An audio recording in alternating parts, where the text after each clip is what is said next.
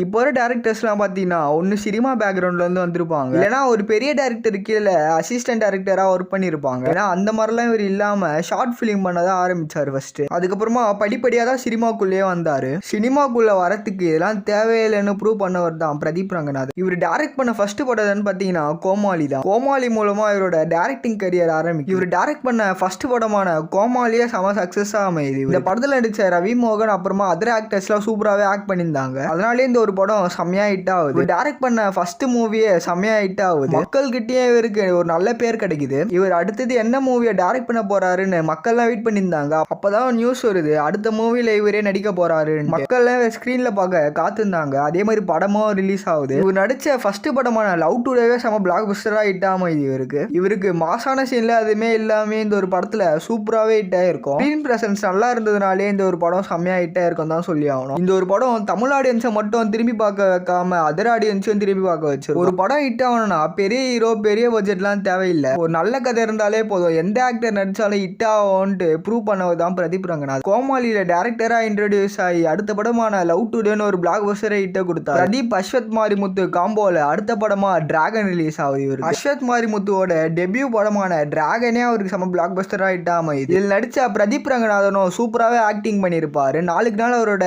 ஆக்டிங்கும் செம்மையா இம்ப்ரூவ் ஆகிட்டே போச்சு. இந்த ஒரு படத்தில் காமெடிலாம் ரொம்ப சூப்பராகவே இருந்திருக்கும். டிராகன் படம் வந்து ஒரு சில மாசத்துலேயே பார்த்தீங்கன்னா பிரதீப்போட நெக்ஸ்ட் படமான டியூடோ ரிலீஸ் ஆச்சு. கீர்த்தீஸ்வரன் பிரதீப்போட காம்போல ரிலீஸ் ஆன இருக்கும். எக்ஸாம்பிள் மமிதா பைஜியோட பாய் ஃப்ரெண்டா நடிச்சவருக்கு பார்த்தீங்கன்னா ஒழுங்கா ஸ்கோப்பே கொடுத்துருக்க மாட்டாங்க. இன்னும் ஒரு சில கேரக்டர்ஸுக்குலாம் இம்பார்ட்டன்ஸ் கொடுத்துருந்தாங்கன்னா இந்த ஒரு படம் சூப்பராகவே இருந்திருக்கும். இந்த படத்தோட மியூசிக்னு எடுத்து பார்த்தீங்கன்னா இந்த படத்தில் வர ஃபர்ஸ்ட் ஹாஃப்ல ஒரு சாங் பார்த்தீங்கன்னா சூப்பராக இருந்திருக்கும். அதாவது ஓப்பனிங்ல வர அந்த ஒரு சாங் மைண்ட்ல நிற்கிற மாதிரி எந்த ஒரு சீனுமே இல்லை தான் சொல்லி இன்ட்ரோ சாங் பிஜிஎம் வச்சு வேற வெர்ஷன்ல வேற சீன்ல போட்டிருப்பாரு. சாயபேங்கர் இந்த படத்துல பாட்டுக்கு மட்டும் இம்பார்ட்டன்ஸ் கொடுத்துருக்காம பேக்ரவுண்ட் ஸ்கோருக்கும் இம்பார்ட்டன்ஸ் கொடுத்துருந்தாருன்னு இந்த ஒரு படம் நல்லாவே போயிட்டு இருக்கும். அதனாலேயே சாயபேங்கர் இந்த படத்துல ஆவரேஜா தான் ஒர்க் பண்ணிருப்பாரு.